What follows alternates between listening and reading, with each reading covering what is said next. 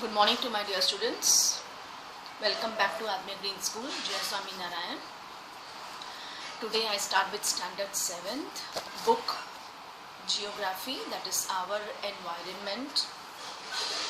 And we start with new lesson, that is lesson number 6, page number 39. Natural vegetation and wildlife. Now see students, मैंने हमेशा note किया कि आपके इस environment book में हमेशा स्टार्टिंग किसी किसी स्टोरी से होती है. सो वो लेसन बहुत इंटरेस्टिंग लगता है जब किसी की स्टोरी से स्टार्टिंग होती हो.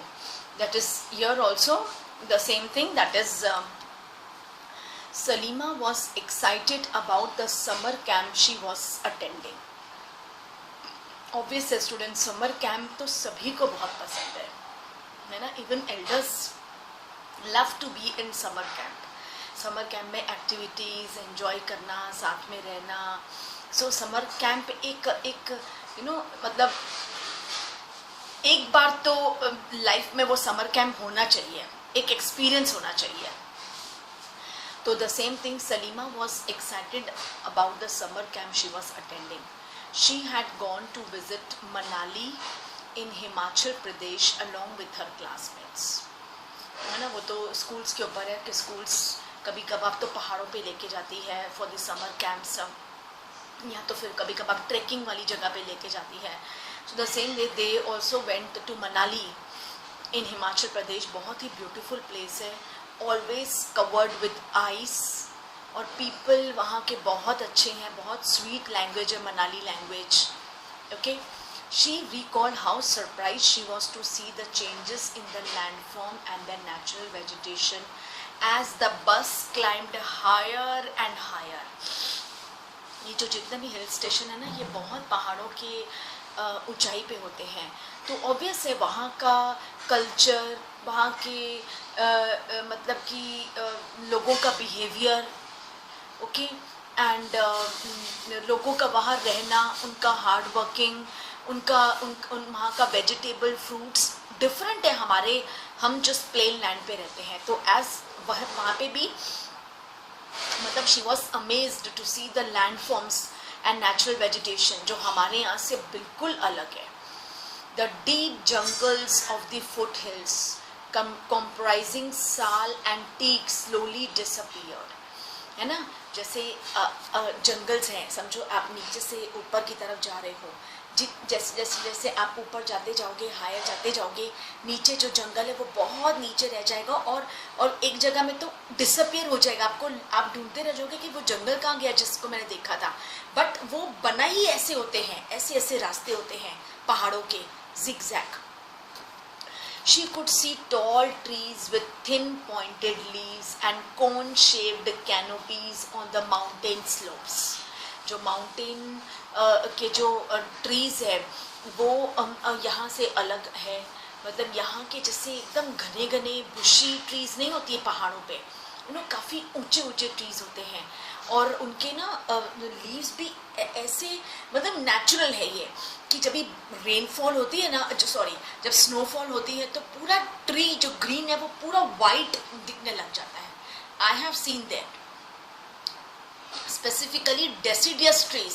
आप कभी डेसिडियस ट्रीज को पहाड़ों पे देखना, वो भी बर्फ़ के उसमें, या कभी टीवी में या कभी डिस्कवरी चैनल में या नेट जियो चैनल में कभी वो दिखाते हैं that branches that leaves are covered with snow.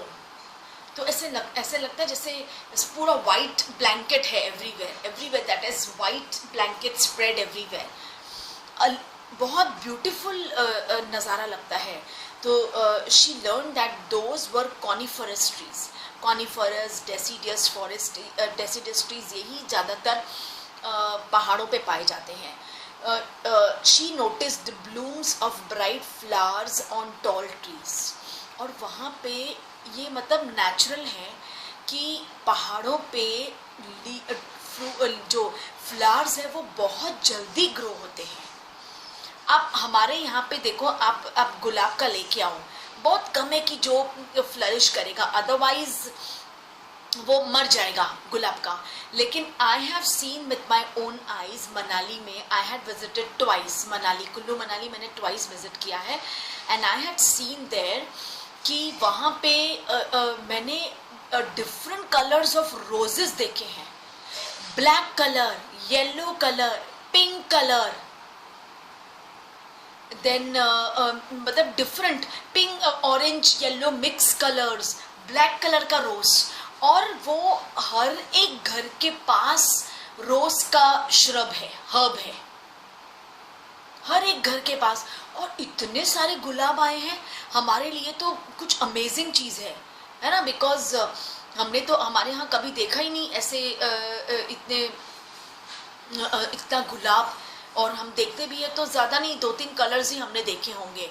Okay, otherwise वहाँ पे तो every house has that rose herb. और इतने कलर्स, इतने फ्लावर्स है सबके वहाँ पे, जैसे पता नहीं आम जैसे कोई फ्लावर नहीं, ऐसे हम तो तरस जाते हैं. हमारे यहाँ पे गुलाब के पौधे में एक फूल आता है, हम लोग इतने खुश हो जाते हैं. Right, I have seen that because पता नहीं दैट इज एक नेचुरल है. नेचर इतना ब्यूटीफुल कि फ्लावर्स भी इतने फ्लरिश करते हैं. फिर आई हैव सीन डिफरेंट फ्रूट्स. हमारे यहाँ से थोड़े फ्रूट्स डिफरेंट है, थोड़ी वेजिटेबल्स डिफरेंट है. ऑब्वियस है उनका पकाने का तरीका हमसे बिल्कुल डिफरेंट होगा, ऑब्वियस है. राइट, देन उनके जो टेम्पल्स है वो मैंने विजिट किए थे. तो एवरीथिंग, आप कहीं जाते हो तो आपको सब कुछ न्यू दिखता है. न्यू यानी सिर्फ इंसान वही है. ओके, इवन जानवर भी आपको नए दिखते हैं. जैसे आप पहाड़ों पे जाओगे तो याक याक वहाँ का फेवरेट एनिमल है. हैरी, पूरा हैरी है, पूरा इतने बाल है उसके, बाल नीचे तक जमीन तक, और खूब हैवी है. Okay, so from she noticed blooms of bright flowers on tall trees. These were the rhododendrons. देखो आपको दिख रहा नीचे pic, you can see the rhododendron. हमारे यहाँ पे देखिए आपने कभी ऐसे? I don't think. ये तो कई है जो फ्लावर्स सिर्फ पहाड़ों के ही है, वो फ्लावर्स वहीं ग्रो होंगे. आप अपने यहाँ पे लेके भी आओगे ना तब भी वो ग्रो नहीं होगा, मर जाएगा. वहाँ की मिट्टी, वहाँ का वेदर, क्लाइमेट, वो उसे ग्रो करता है. तो हम यहाँ पे लेके आएंगे ना, वो मर जाएगा, वो नहीं ग्रो करेगा. That is rhododendron. From Manali, as she was travelling up to Rohtang pass. Rohtang pass एक पूरा स्नोफॉल एरिया है, पूरा स्नो से भरा है. वो एक एडवेंचरस जगह है जहाँ टूरिस्ट वहाँ जाते हैं, एंजॉय करते हैं, छोटे मोटे गेम्स है, हम पिक्स खेलते हैं, बहुत मज़ा आता है. I had been to Rohtang pass. She saw that the land was covered with short grass and snow in some places. उस जगह में तो स्नो ही स्नो है. और रोहतांग पास से आप ले लद्दाख जा सकते हो, मतलब on road. From Rohtang pass one can go to Leh Ladakh on road. Okay, now सोचो कि सलीमा क्यों नहीं एक्साइटेड होगी when you will go to such a beautiful place, और वो भी क्लासमेट्स के साथ, टीचर के साथ. तो क्यों नहीं, एक्साइटमेंट तो बहुत होती, बहुत मज़ा आता है. From Salima's observations we summarise that there is a close relationship between the height of the land and the character of vegetations. Yes, है ना. जहाँ पे जो लैंड बसी हुई है, वहाँ के जो वेजिटेबल्स है, फ्लावर्स है, वो मतलब वो उनका आपस में क्लोज रिलेशन हो जाता है. क्लाइमेट, वेदर, क्लोज रिलेशन हो जाता है. इंसान भी बिल्कुल वहाँ पे हैबिचुअल हो जाते हैं उस प्लेस के. हम सोचते हैं कि इतनी बारिश, -डिग्री स्नोफॉल है, लेकिन जो लोग इतने सालों से रहते हैं वो हैबिचुअल है, वो अपने तरीके से अपनी ज़िंदगी जी रहे हैं. वी कैंट सर्वाइव, हम नहीं कर सकते सर्वाइव वहाँ पे जाकर. So with the change of height the climate changes and that changes the natural vegetation. Obvious है. ओके, जितनी आप ऊंचाई पे जाओगे उतना ही आपको क्लाइमेट और चेंज लगेगा. Okay, and also the vegetations, natural vegetations, The growth of vegetation depends on the temperature and the moisture. Okay अब देखो हमारे यहाँ जो मॉइस्चर होता है ना, जब बारिश का मौसम होता है, वी हैव मॉइस्चर हमारे जो यहाँ पे प्लेन लैंड पे, दैट इज डिफरेंट. और लेकिन जो पहाड़ों पे जो मॉइस्चर होता है वो डिफरेंट है. Okay that is it also depends on the factors. Yes, काफ़ी सारे फैक्टर्स होते तो सूटेबल होते हैं वेजिटेशन के लिए. देन फॉर द स्लोप, वहाँ की सॉइल, वहाँ का क्लाइमेट, वहाँ का वेदर, वहाँ के लोगों का काम करने का तरीका, एग्रीकल्चर ग्रो करने का तरीका, ऑल सब कुछ डिफरेंट है. वहाँ पहाड़ों पे ज़्यादातर चीज़ें नेचुरल हैं, मैन मेड बहुत कम है, नेचुरल है सब चीज़ें. The type and thickness of natural vegetation varies from place to place. Yes, we live on the plain land. हमारे यहाँ का हमारे रहने का तरीका, हमारा एवरीथिंग, हमारे जो नेचुरल वेजिटेशंस है या हमारे यहाँ पे भी नेचुरल चीज़ें हैं पर एकदम डिफरेंट है पहाड़ों से.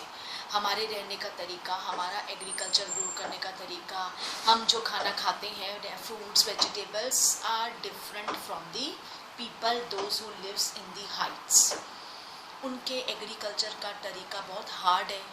और वैसे भी पहाड़ी लोग बहुत हार्ड वर्किंग लोग होते हैं, क्योंकि शुरू से ही उन्हें हार्ड वर्किंग पहाड़ों पे जाना और फिर नीचे उतरना, फिर किसी सामान के लिए जाना उतरना, क्योंकि सब कुछ तो पहाड़ है. लोगों का पहाड़ों पे घर है, तो सोचो वहाँ पे जाना फिर आना.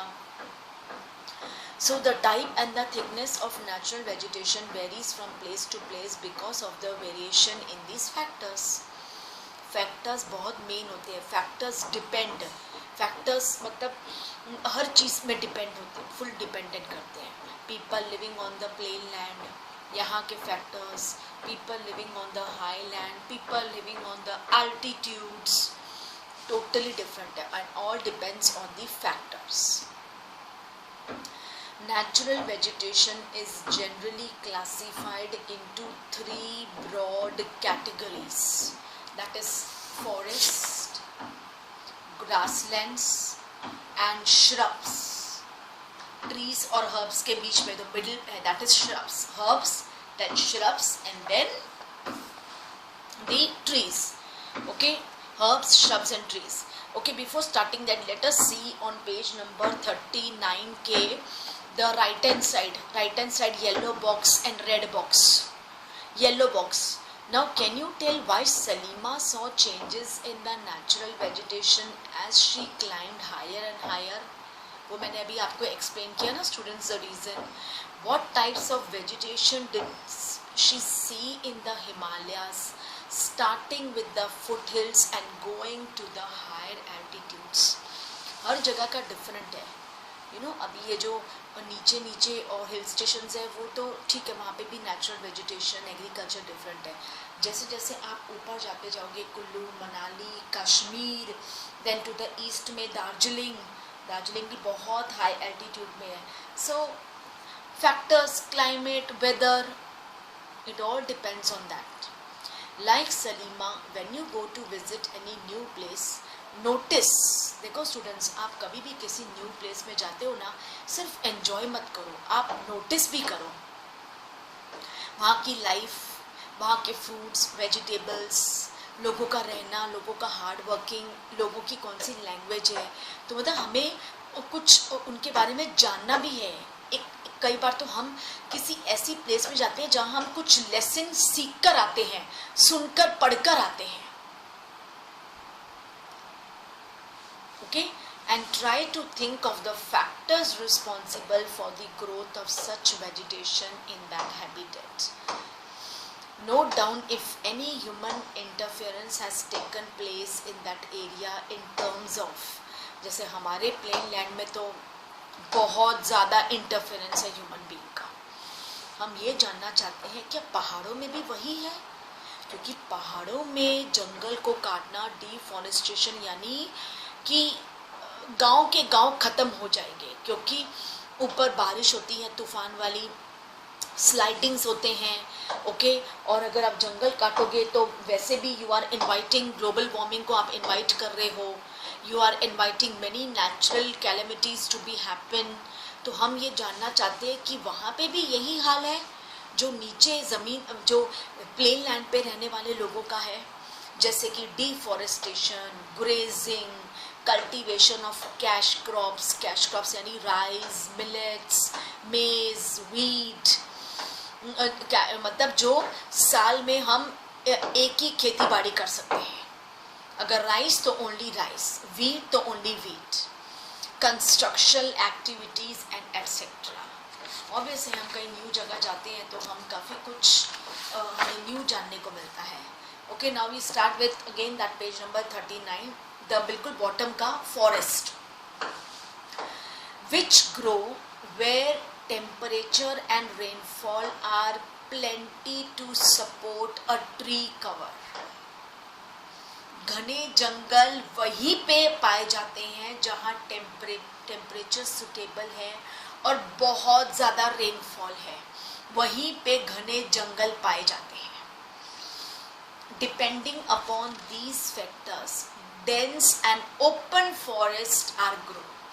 घने जंगल और खुले खुले जंगल, एकदम घने और एकदम खुला, आस पास दूर तक कोई नहीं। कई बार मैं when I go net Jio channel देखती हूँ तो मुझे वहाँ पे ये सब कुछ मुझे भी देखने को मिलता है कि पहाड़ों में तो सिर्फ ओपन फॉरेस्ट है, दूर दूर तक कोई हैबिटेट नहीं है, आबादी नहीं है दूर दूर तक।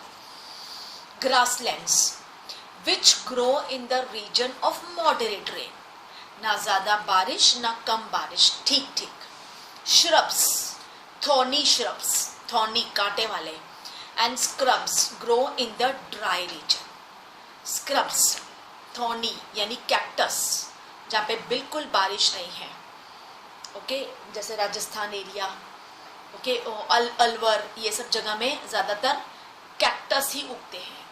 ऑल थॉर्नी श्रब्स, जिन्हें बिल्कुल पानी की ज़रूरत नहीं होती है, वो वेट ड्राई उसमें भी ग्रो हो जाते हैं। Salima was sharing her experience of Himalayan trip with her father. Her father visited various places in the world. He told Salima about his observations of the variety of vegetation in different parts of different continents. Salima अपने father के साथ अपना ये experience, Himalayan trip का experience share कर रही है। उसके फादर बोलते हैं उसके फादर ने भी बहुत वर्ल्ड घूमा हुआ है और वो डिफरेंट दुनिया के जहाँ वो घूमते हैं वो पर्टिकुलर टाउन, रीजन, कंट्री के vegetation, varieties, different parts of different, हर एक के बारे में वो जिक्र करते हैं। He mentioned about coniferous forest in the subpolar regions, thorny bushes in the deserts, thick tropical hardwood forest in the humid regions, and many more. Salima realized the Himalayas have almost all variety of vegetation which one can see while moving from equator to the polar region. बहुत difference है, हमें लगेगा ही नहीं कि हम एक ही country में born and brought up है। हम जब पहाड़ों पे जाएंगे उनका लाइफस्टाइल, उनका मतलब बहुत डिफरेंट है। हार्ड वर्किंग है वहाँ पे, बहुत मेहनत है वहाँ पे, हार्ड वर्किंग है, ओके, बहुत ज़्यादा आबादी नहीं है, बहुत पॉपुलेशन नहीं है वहाँ पे। The changes in the type of natural vegetation occur mainly because of the changes of the climatic conditions. Obvious है, ओके, क्लाइमेट बहुत ज़्यादा डिपेंड करता है, एक फैक्टर्स, मतलब क्लाइमेट एक बहुत बड़ा रिच फैक्टर है to grow such vegetations, different land forms, okay, then different regions work, variety of natural vegetation and that occurs due to the changes of the climatic conditions. Let us get to know the different types of natural vegetation of the world with their characteristic features and wildlife inhabiting there. ठीक है, हम different vegetations, fruits, वहाँ के जो मतलब कि variety of difference हम जानेंगे ही, और हम वहाँ पे एनिमल्स, इंसेक्ट्स, बर्ड्स के बारे में भी वैरायटीज देखने को हमें मिलेगी. पहाड़ों वाले जानवर जो स्नोफॉल में भी रहते हैं, उन्हें ठंड नहीं लगती है. पता है, एक डियर टाइप का एनिमल है जिसे कहते हैं रेंडियर. उसके काफ़ी सींग बहुत बड़े बड़े हैं. वो ज़्यादातर स्नोफॉल एरियाज में पाया जाता है और वो हैबिटेड है उस एरिया में. और पता है, अमेरिकन्स शायद उसे अपनी लैंग्वेज में कैरिबो कहते हैं. कैरिबो हम रेंडियर्स कहते हैं, एंड फॉरेन कंट्री में उसे कैरिबो कहा जाता है. Now we start with the very first one, that is forest. The tropical evergreen forest. These forests are also called tropical rainforest. You can see figure 6.3. Tropical, देखो कितना घना जंगल. Evergreen forest. These thick forests occur in the regions near the equator and close to the tropics. Tropics of Cancer, Tropic of Capricorn. These regions are hot and receive heavy rainfall throughout the year. जितने भी countries, regions equator के आसपास है, वो बहुत गर्म इलाके वाले रीजन्स हैं, और वहाँ पे बारिश थ्रू आउट द ईयर होती है. तो जंगल तो घने होंगे ही. घने जंगल यानी वाइल्ड फॉरेस्ट से भरा हुआ जंगल, जहाँ पे इंसान हिम्मत नहीं कर सकता है वहाँ जाने की. अकेले तो बिल्कुल नहीं. कब कोई जानवर कहाँ से आके खा गया पता ही नहीं चलेगा. बड़े बड़े सांप और जहरीले poisonous. These regions are as there is no particular dry season, the trees do not shed their leaves altogether. जैसे हमारे यहाँ कैसे पतझड़ का एक अलग मौसम आता है, वहाँ पे ऐसा कुछ नहीं. ओके, वहाँ पे मतलब कि है ही नहीं. सो ट्रीज मतलब गिरते ही नहीं है, सब साथ में गिरते ही नहीं है. हमें लगेगा ही नहीं कि ट्रीज गिरे हैं कि नहीं. Leaves all together, that is trees do not shed the leaves all together. This is the reason they are called evergreen, क्योंकि वहाँ पे पतझड़ का मौसम आता ही नहीं है. ट्रीज में से जो लीव्स गिरते हैं, ऐसा लगता ही नहीं है कि लीव्स गिरे हैं. हरा भरा एकदम फॉरेस्ट लगता है, evergreen forest. This is the reason they are called evergreen. The thick canopies of the closely spaced trees do not allow the sunlight to penetrate. ज़्यादा धूप भी नहीं आती है, क्योंकि ट्रीज आपस में इतने इंटरमिंगल्ड है कि सन रेस की जगह ही नहीं होती. Can penetrate through the trees. इतने थिक कैनोपीज है घने जंगलों में कि do not allow the sunlight to penetrate inside the forest even in the day time. जब सनलाइट होगी तभी पेड़ सूखेगा, पेड़ पीला हो जाएगा, लीव्स पीले हो जाएंगे और गिरेंगे. पर जब सनलाइट ही नहीं उसके ऊपर फॉल हो रही है, even in the day time also, तो कहाँ से लीव्स येलो होंगे, कहाँ से फॉल होंगे. इसलिए एवरग्रीन है ये, evergreen. The thick canopies of the closely spaced trees do not allow the sunlight to penetrate inside the forest even in the daytime. Hardwood trees like rosewood, ebony, mahogany are come here. ज़्यादातर पहाड़ों पे ये देखने को मिलते हैं. Hardwood trees, rosewood, ebony, mahogany are common here. घने जंगलों में ये, और इनकी बहुत वैल्यू है. बहुत एक्सपेंसिव ट्रीज हैं. इनके जो लॉग्स होते हैं बहुत एक्सपेंसिव है. We can see on that same 40 page ऊपर एकदम पिक्चर है 6.2 थॉर्नी श्रब्स, कांटे वाले पौधे जिन्हें बारिश की कोई ज़रूरत नहीं है, वो ड्राई लैंड में भी ग्रो होते जाते हैं. Then the tropical evergreen forest in Brazil is so enormous, इतना vast, इतना बड़ा है that it is like the lungs of the earth. बहुत बड़ा है ब्राजील का evergreen forest.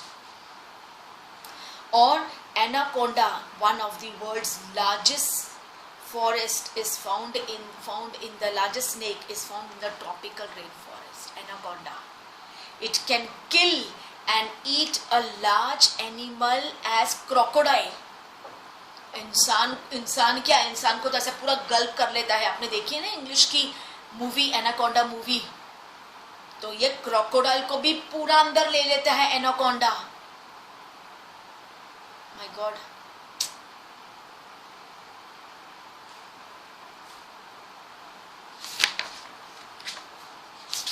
Okay students, so that was up till page 40 मैंने आपको एक्सप्लेन किया है, right?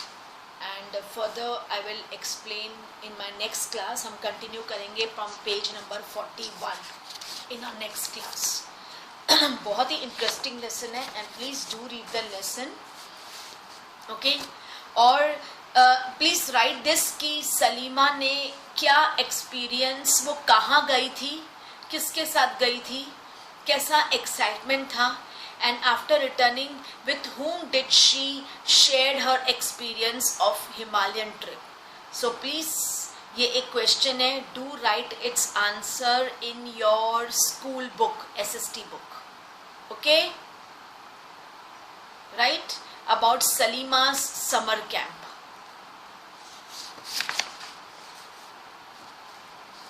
Okay, so it is a pretty good lesson. Please do read the lesson, and again I repeat the question. That is, the question is कि Salima was excited about the summer camp she was attending, where she had been to her summer camp, और वहाँ पे उसने क्या क्या enjoy किया, what she noticed.